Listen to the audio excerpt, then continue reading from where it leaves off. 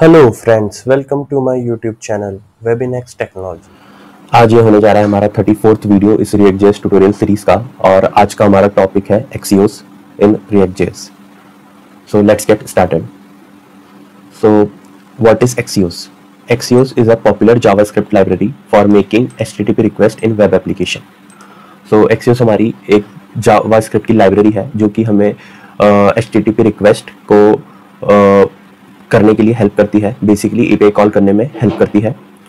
Second point है हमारा, it simplifies the process of sending asynchronous request and handling responses. So basically ये हमारी asynchronous request को send करने का और उस रिक्वेस्ट से हमें रिस्पॉन्स मिलेगा उसको हैंडल करने की प्रोसेस को सिंप्लीफाई करने में हेल्प करती है। थर्ड पॉइंट है हमारा, Axios performs automatic transforms of Jason data. So Axios जो है हमारा ऑटोमेटिक ही हमारा जो रिस्पॉन्स होता है उसको जेसन में कन्वर्ट करके हमें भेजता है। तो अब इसे हम इन पॉइंट्स को हम प्रैक्टिकल की हेल्प से समझते हैं। तो प्रीवियस वीडियो में हमने देखा था कि हमने फैच API का यूज़ करा था और उस फैच API की हेल्प से हमने एक रैंडम यूज़र की API को कॉल करा था और उससे हम ये पूरा डेटा हमारी एप्लीकेशन पर डेटा शो कर रहे थे, जैसे कि हमारी इमेज हो गई, नेम हो गया, ईमेल हो गया, जेंडर हो गया, ये सब डेटा हम रिक्वेस्ट कर रहे थे with the help of fetch API।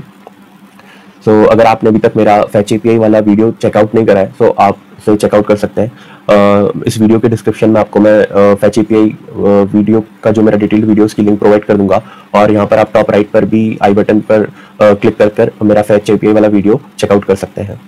तो अब इसे देखते हैं। सो हमने जैसे प्रीवियस वीडियो में ये पूरा बनाया था, तो सिमिलरली हम देखेंगे कि हम Axios से कैसे रिक्वेस्ट कर सकते हैं।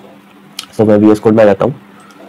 सो ये मेरा यूज इफेक्ट कंपोनेंट है और ये इसको अभी हमने फैच API की हेल्प से हमने हमारी जो रैंडम यूजर की API है जिससे हमारा डेटा शो रहा है, हमने फैच API की हेल्प से इस API को कॉल करा था और देन हम इसके रिस्पॉन्स को जेसन में कन्वर्ट कर रहे थे।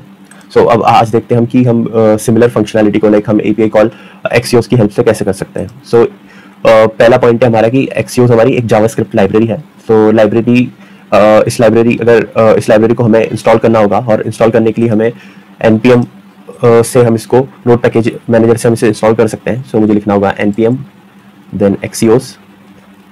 तो ये मेरा पहला लिंक है। तो ये मेरी Axios लाइब्रेरी की npm पैकेज की डॉक्यूमेंटेशन है।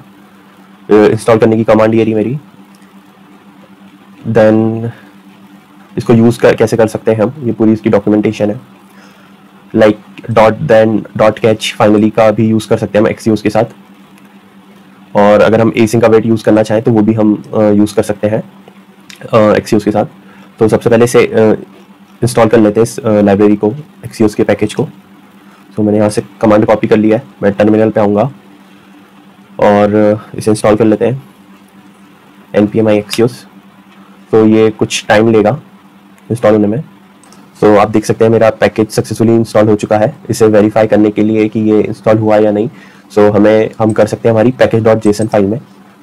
तो package.json फाइल में हमारी सारी डिपेंडेंसीज और पैकेज की इंफॉर्मेशन रहती है। तो यहाँ पे हम देख सकते हैं हमारा Axios की एंट्री हमें दिख रही है, उस पैकेज का नाम और उसका वर्जन। सो इट मीन्स हमारा सक्सेसफुली Axios इंस्टॉल हो चुका है। अब देखते हैं कि हम इसे यूज़ कैसे कर सकते हैं। तो यूज़ करने के लिए सबसे पहले हमें इसे इंपोर्ट करना होगा। तो इसके डॉक्यूमेंटेशन में भी हम देख सकते हैं, तो हमें इंपोर्ट करना होता है इसे।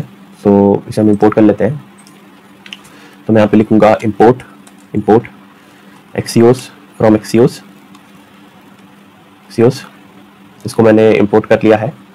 देन फिलहाल के लिए मैं ये पूरा ट्राई ब्लॉक हमारा जो है इसे कमेंट कर देता हूँ। तो ट्राई ब्लॉक के अंदर अभी कुछ नहीं है और एक बार कंट्रोल सेव करते हैं और सर्वर स्टार्ट करते हैं। सो मैं लिखूंगा सर्वर स्टार्ट करने के लिए npm स्टार्ट। तो सर्वर मेरा स्टार्ट हो रहा है। तो सर्वर मेरा अप हो चुका है। तो एक बार ब्राउजर पर चलते हैं।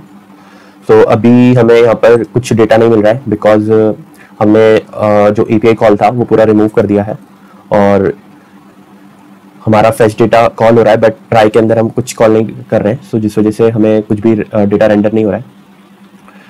तो अब हम देखते हैं कि Axios की हेल्प से हम कैसे डेटा को फैच कर सकते हैं with the help of Axios।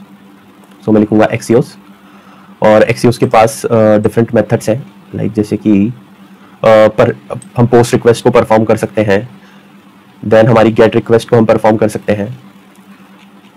तो ऐसे मल्टीपल ऑप्शंस हैं, लाइक यहाँ पर एक्सियोस की रिक्वेस्ट हो गई, गेट हो गई, डिलीट हो गया, ऑप्शंस की कॉल हो गई, पुट हो गया, पैच हो गया, पोस्ट हो गया। सो डिफरेंट मेथड्स है और इसको हम यूज़ कर सकते हैं। तो अभी हम एक्सियोस की गेट मेथड को यूज़ करेंगे, क्योंकि जो हमारी रैंडम यूज़र वाली एपीआई वो एक गेट एपीआई है। सो अब हम उसका यूज़ करते हैं। तो आप देख सकते हैं हमें कैसे करना है कि हमें axios.get मेथड का यूज़ करना है, देन हमें उसका API URL प्रोवाइड करना है इसके अंदर। सो सिमिलरली हम करते हैं axios.get और इसके अंदर हमें अपना API URL प्रोवाइड करना है। तो मेरा API URL ऑलरेडी मैंने एक कांस्टेंट वेरिएबल के अंदर इसको स्टोर करके रखा हुआ है। सो देन axios.get, और जो हमारा axios.get है ये हमें एक प्रॉमिस रिटर्न करेगा। तो प्रॉमिस को रिजॉल्व होने में टाइम भी लग सकता है। तो उसके लिए मुझे करना होगा अवेट, और जैसे ही अगर अवेट कीवर्ड का मैं यूज सिर्फ एसिंक्रोनस फंक्शन के अंदर ही कर सकता हूँ। तो हमारा ये fetch data function already async हमने डिक्लेयर कर रखा है, और इस रिस्पॉन्स को मैं स्टोर कर लेता हूँ एक वेरिएबल में, लेट रिस्पॉन्स, और एक बार इसे हम कंसोल करके देखते हैं कि हमें डेटा क्या मिल रहा है। तो इसे मैं रिस्पॉन्स को मैंने कर लिया है कंसोल। ब्राउज़र पर चलते हैं, एक बार रिफ्रेश मैंने कर लिया है, इंस्पेक्ट ओपन करूंगा, कंसोल में जाऊंगा। तो आप यहाँ देख सकते हैं कि हमें ऑटोमेटिकली हमें जेसन डेटा मिल रहा है, और हमें यहाँ पे config data headers request status का 200 आ रहा है, मीन्स कि हमारी रिक्वेस्ट सक्सेसफुली सक्सेस हुई है बेसिकली। और इसके अगर मैं डेटा के अंदर जाऊँ तो डेटा के अंदर हमें इन्फो और रिजल्ट मिल रहा है, तो जो कि हमारा एक्चुअल डेटा है। और हम अगर पिछले वीडियो की बात करें जिसमें हमने फैच का यूज़ करा था, तो आप देख सकते हैं कि जो हमें एक ऑब्जेक्ट हमें जब फैच से हम यूज़ करते थे तो हमें एक रिस्पॉन्स मिलता था, देन उस रिस्पॉन्स को हमें जेसन में कन्वर्ट करना पड़ता था। सो ये फैच एपीआई में हमें एक्स्ट्रा ऑपरेशन परफॉर्म करना होता था, बट एक्सियोस इसे ऑलरेडी जेसन फॉर्मेट में ही कन्वर्ट करके देता है हमें। तो ये एक एडवांटेज है हमारा एक्सियोस का। तो ये हमारा एक्सियोस का एडवांटेज है। तो हमारा डेटा हमें अगर हम देखें तो हमें डेटा मिल रहा है। सो रिस्पॉन्स के अंदर एक हमारा डेटा है, और डेटा के अंदर हमारा इन्फो और रिजल्ट है, जो कि हमारा एक्चुअल एपीआई रिस्पॉन्स है। अगर मैं यहाँ पे साइट पर जाता हूँ, रैंडम यूज़र एपीआई लिखता हूँ, सो यही एपीआई हम यूज़ कर रहे हैं। इसका URL देख सकते हैं आप। सो हम सेम यही यूज़ कर रहे हैं। तो अगर हम इसका रिजल्ट देखें तो हमें एक रिजल्ट्स मिलता है और एक मिलता है इन्फो, और रिजल्ट्स के अंदर हमारी सारी चीज़ें like gender, name, location, email और ये सब एट्रीब्यूट्स या प्रॉपर्टीज़ हैं। और सिमिलरली हमें भी सेम मिल रहा है एक इन्फो, ये रूट नोड है हमारा इन्फो, और रिजल्ट भी हमारा एक रूट नोड है। और रिजल्ट जो है हमारा अरे ऑफ ऑब्जेक्ट्स है, और उसके अंदर हमें ये सारी डिटेल्स मिल रही है, ईमेल हो गया, लोकेशन हो गया, पिक्चर हो गई, और ये सारी डिटेल्स हमें इसके अंदर मिल रही है। सो इसको अब हमें हमारे एप्लीकेशन पे हमें इसे रेंडर करना होगा। तो उसके लिए मैं करूँगा कि रिस्पॉन्स के अंदर हमें मिल रहा है डेटा। आप देख सकते हैं मैं जैसे डॉट लगा रहा हूँ तो मुझे same config data headers request status और स्टेटस टेक्स्ट यहाँ पे दिख रहा है। ये एक्चुअल वही चीज़ है जो हमें यहाँ पे ब्राउजर में मिल रही है, config data headers request status और स्टेटस टेक्स्ट। तो यही चीज़ें हमें मिल रही है। तो मैं करूँगा रिस्पॉन्स डॉट डेटा के अंदर हमारा है। अगर मैं डेटा को कंसोल करवाता हूँ, एक बार रिफ्रेश करता हूँ, तो आप देखेंगे कि अब हमें इन्फो और रिजल्ट मिल रहा है। सो एक्चुअल जो हमें यूज़र का डेटा चाहिए वो यूज़र का डेटा है हमारा रिजल्ट्स के अंदर। तो मुझे करना होगा response dot data dot results. इसको मैं एक बार कंसोल करवाता हूँ। सो अब हमें एक्चुअल हमारा रिजल्ट्स का अरे मिल रहा है, और उस अरे के अंदर हमारा एक ऑब्जेक्ट है जिसके अंदर हमारा एक्चुअल डेटा है। सो पहले भी हमने ये करा था कि जो सेट रिजल्ट के अंदर हम हमारी रिजल्ट की अरे पास कर रहे थे। तो अब हमें रिजल्ट की अरे मिल चुकी है। सो मैं ये करूँगा कि यहाँ पे सिंपली मुझे करना है हमारा सेट रिजल्ट, और इसके अंदर मैं ये पास कर दूंगा similarly response dot data dot result, जो हमारा रिजल्ट्स अरे है जिसके अंदर हमारा ऑब्जेक्ट है।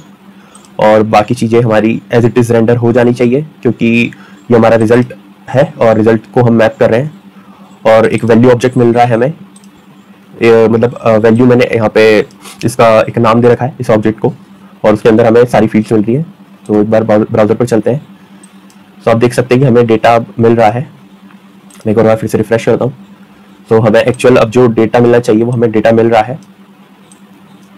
तो इस तरीके से हम एक्सियोस लाइब्रेरी का यूज़ करके हम हमारी HTTP रिक्वेस्ट कर सकते हैं, एसिंक्रोनस HTTP रिक्वेस्ट। और आपने देखा कि हमें एक्स्ट्रा ऑपरेशन परफॉर्म नहीं करना पड़ रहा है इसको जेसन में कन्वर्ट करने के लिए। एक्सियोस हमें ऑलरेडी इस बेसिकली जो रिस्पॉन्स होता है उसे जेसन में कन्वर्ट करके देता है। तो अब नेक्स्ट वीडियो में हम देखेंगे कि फैच और एक्सियोस में डिफरेंस क्या होता है, फैच वर्सेस एक्सियोस। तो तब तक के लिए आज के वीडियो के लिए इतना ही। So thank you so much and goodbye. अगर आपको ये मेरा वीडियो अच्छा लगा तो please like this video and subscribe to my channel. Thank you.